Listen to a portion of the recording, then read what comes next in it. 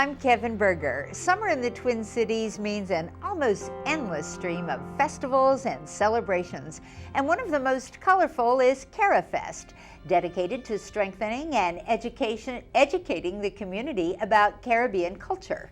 Over the past 22 years, Carifest has grown to a two-day festival, providing the ultimate arts fusion experience for all ages. Here to tell us about this year's event is James Byron and Christine Halstead of Carifest. Welcome to both of you. Welcome, Kevin. Thanks for having us once again. Glad to have you. Well, let's get right into it, James. When and where is this year's event? Well, this year's event, the Saturday event, stays the same place along the banks of the Mississippi River between Plymouth and Broadway Avenues.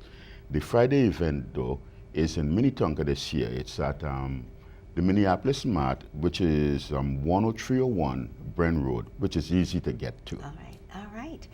Christine, I know music is always a central part of the event. Can you tell us about some of the musicians that we'll be hearing at this year's Carifest?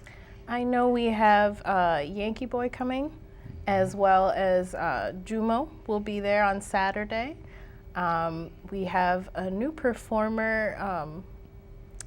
I can't recall her name at the moment. What will be the sort of music that we'll be hearing? Oh, it'll be a mix of calypso and reggae and chutney and dance hall. Just every music type that there really is in the Caribbean, we try to incorporate.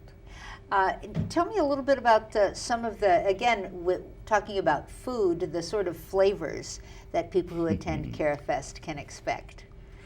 So food typically in the Caribbean is a little spicier, but it's full of flavors while we try to make our food so that we really accentuate the ingredients that we're using. And there's a wide variety of vendors at the festival. Added to that this year, one of the things that we didn't have at the festival before is an Haitian presence in food, and we God's willing, will have that presence here this year. So we will have a new thing in the market for Haitian food. Haitian food? Yeah. Excellent. This year being split between the river, Minneapolis, and in Minnetonka. Can you talk about the different activities that will be part of both of those days? Well, the Friday night event, which would be in Minnetonka, is our kickoff. It's called like Fantastic Friday.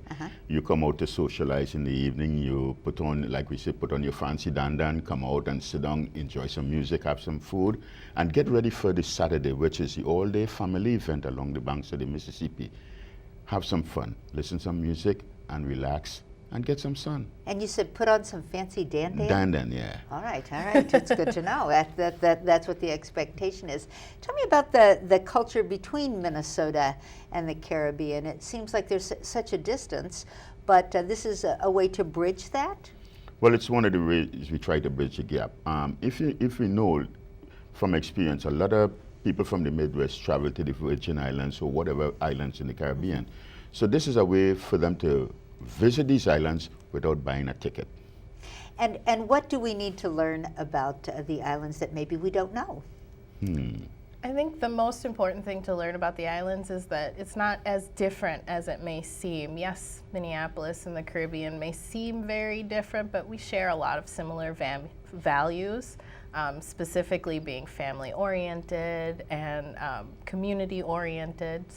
And loving fun. And loving fun, yes. So great food, great music, and some interesting costumes always. Something to look forward to coming up July 24th and 25th. If you would like to learn more about Carifest 2015, here's their website. You'll see a full listing of events and schedules and ways to volunteer at the Carifest website, carifest.org. And that's it for this edition of Comcast Newsmakers. Thanks for joining us.